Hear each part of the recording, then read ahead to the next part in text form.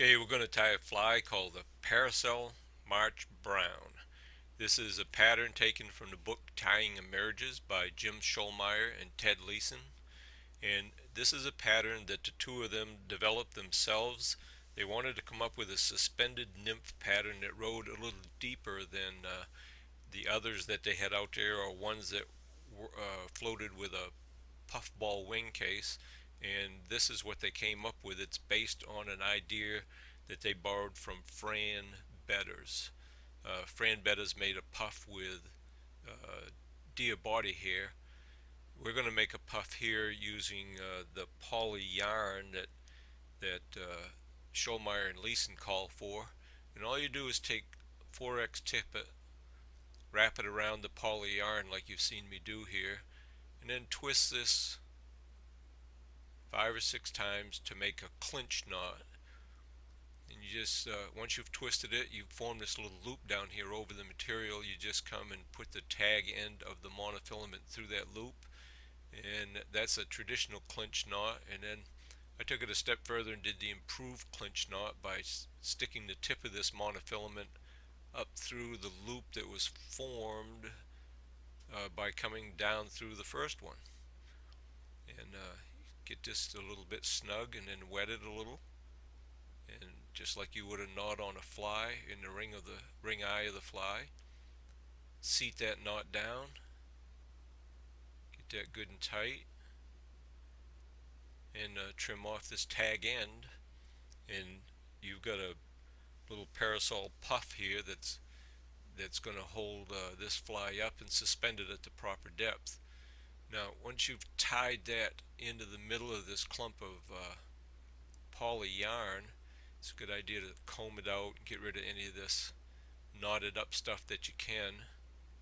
Get this stuff straightened out, and then we'll trim a little bit of it off just to make it a little easier to handle and get ready. And now I've tied this 4x monofilament on here. I used about an 8-inch length, which is suggested by the book. Now, to tie the actual fly, you go ahead and start to thread the sides of the eye behind the eye, wrap down a ways and cut off your tag, and then determine a spot that is about 1/3 of the way down the hook shank. That's a little too far down right there. That would be about 1/3. Okay, so let me move my thread forward to that point that I'm pretty sure is about 1/3 of the hook, and we'll check one more time. 1/3 of the way down, of course, is where we're going to want to place our parasol post.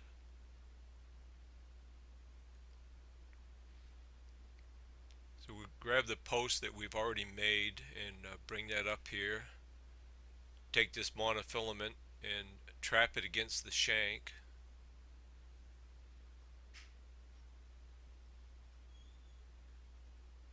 And once we've got this trapped on, we're not too worried about placement because you can move it around. That monofilament's so slippery. And you just bring it in so that the monofilament length is about 1/4 of an inch. You can be a little longer, you can be a little shorter. Uh, it's up to you how deep you want to suspend one of these. 1/4 inch is a good standby to fall back to if you're not particular about the depth yourself.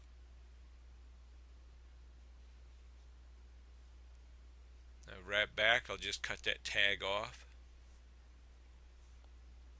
and we'll get ready to add a tail to this fly. The tail material on this fly is mottled henback. Very flexible material, soft, very easy to work with, and relatively inexpensive. I've got a mottled henback here, and I'm just going to pull one of these feathers out and get the tail fibers off one of these feathers, and then set that feather aside and use it later to get the legs for the finished part of this fly. So I've got just a section of fibers here that I've pulled off. I tried to keep the ends even. I'll trim this little bit of quill material that came off the stem with the fibers. Check these ends, they look about even. So I'll measure this against the hook shank. There's a gap length. That's what I want sticking out beyond the bend of the hook. I'll position this material, turn and look down at my tying point, and using a pinch wrap I'll secure that right on top of the hook. And now I can wrap towards the rear of the hook, holding this material right up on top, keeping it from rolling down around the back side. Wrap back to my end point and use my scissors like a pair of calipers to check the length of that. And I'm happy with that length.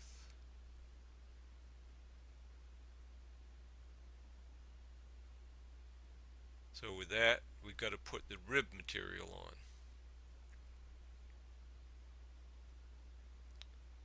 This is just a fine copper wire. We'll trap it right here at the back of the hook, pull it in a little bit,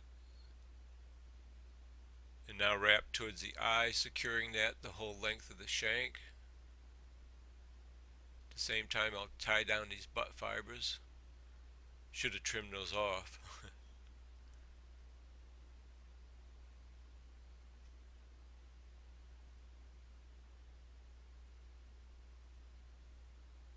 I can trim them now though.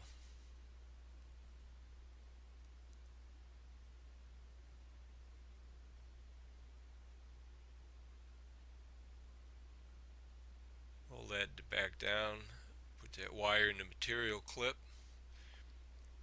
and we can get ready to dub the abdomen on this using a light brown dubbing.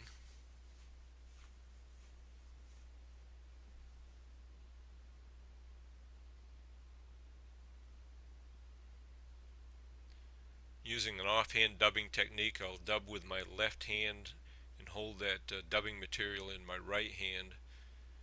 Now that I've dubbed onto that thread, I'll use up the bare thread wrapping to the back of the hook,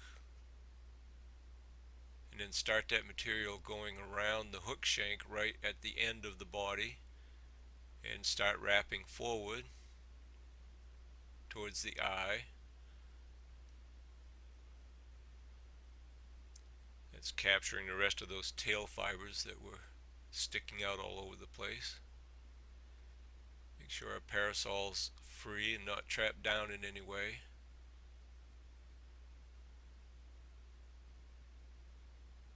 It looks like when I dubbed a little too much. Take a little bit of that off and finish wrapping that down. There we got a nice tapered body there, and the tail is the right length. The parasol post seems to be about right. So the next step is to wrap that rib forward, and I'm going to counter wrap that rib. So I'm going to put 4 or 5 extra wraps of thread in here, going the regular direction, and then as I counter wrap with this rib material, it will unwind those 4 or 5 extra turns of thread that I made up there at the end of the body, and the thread will be right there hanging, waiting for my rib material when it gets there, so I can tie my rib material off. Those extra wraps I made have unwound. I'll come up behind that rib material, make a wrap in front of it, come up behind it again, wrap over the top and make a wrap in front of it, and I know that's secure and is going to stay there, so I'll just twist a little bit here to break that copper wire.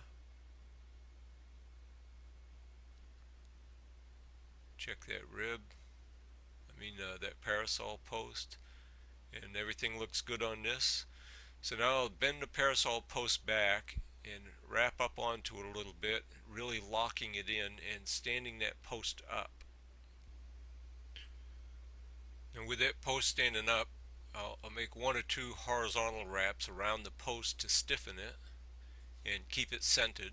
It really locks it in, making these 2 or 3 wraps around it.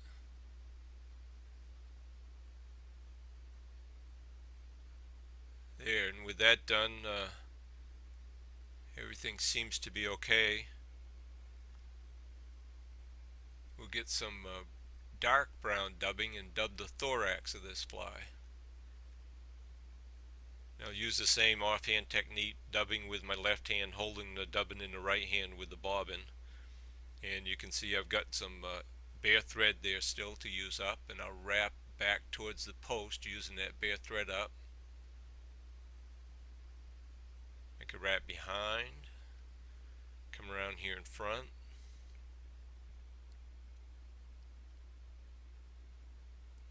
Looks like maybe another wrap behind. I'll tighten this dubbing up. Go behind one more time and make a wrap in front and wrap down towards the eye.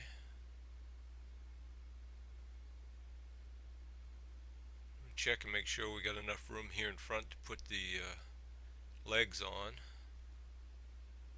and I do.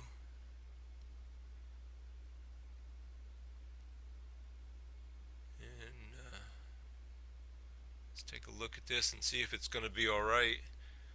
And I don't think it is. The thorax isn't quite thick enough, so I'll just unwrap a little bit of this dubbing and put some more dubbing on my thread. See if I can get that pom-pom out of the way.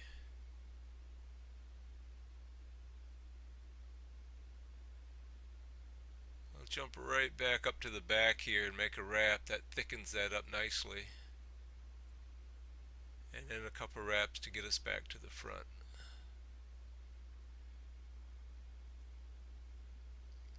Okay, with a little bit thicker thorax and room enough here near the eye to place the legs, I'll pick up that mottled hen quill, grab a few fibers here and trim them off.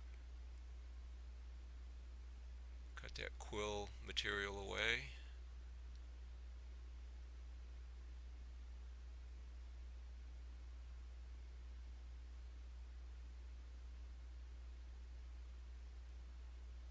Check my length. I want them to go back, just a little shy of the hook bend, the hook point.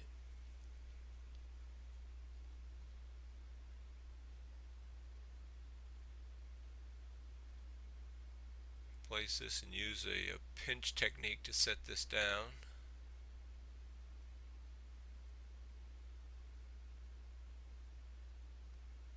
Seem to stay okay. I can roll it back into place.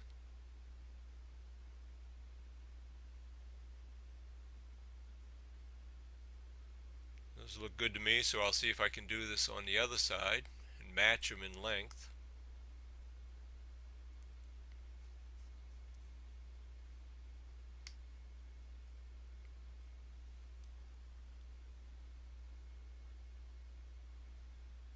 Some quill fibers about the same size clump. I'll just peel them off like I did the others.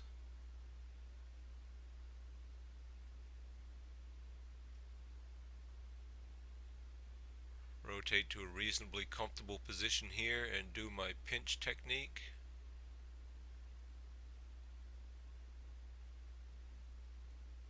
That puts this other set of legs right on the side. They look to be about the same length. Whoops. Push that back up. There.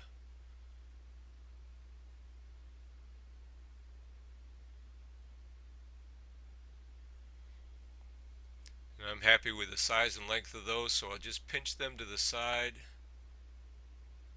Make sure this stuff is good and secure, and trim these butt sections off.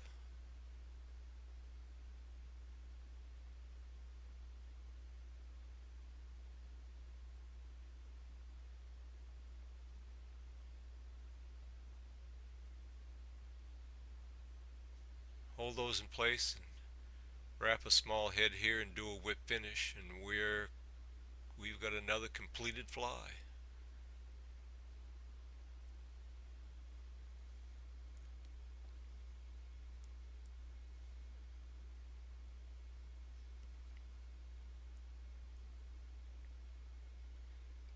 There is a final step to this fly after this whip finish knot, and that is to trim the parasol. The recommended height for the parasol is about 3/16 of an inch. So we'll cut that thread off.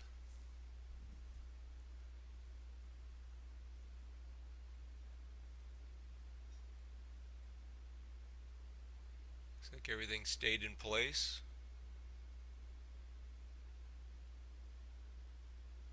So stroke these fibers up and pinch them. Get my scissors in here and trim that off, and Then we've got a completed fly.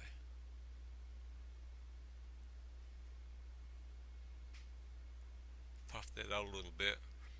Probably should take my dubbing tool and fluff it even more.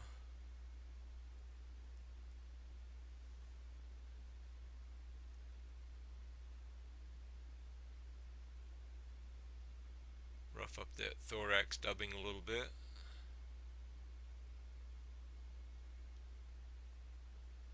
Puff the parasol as much as we can.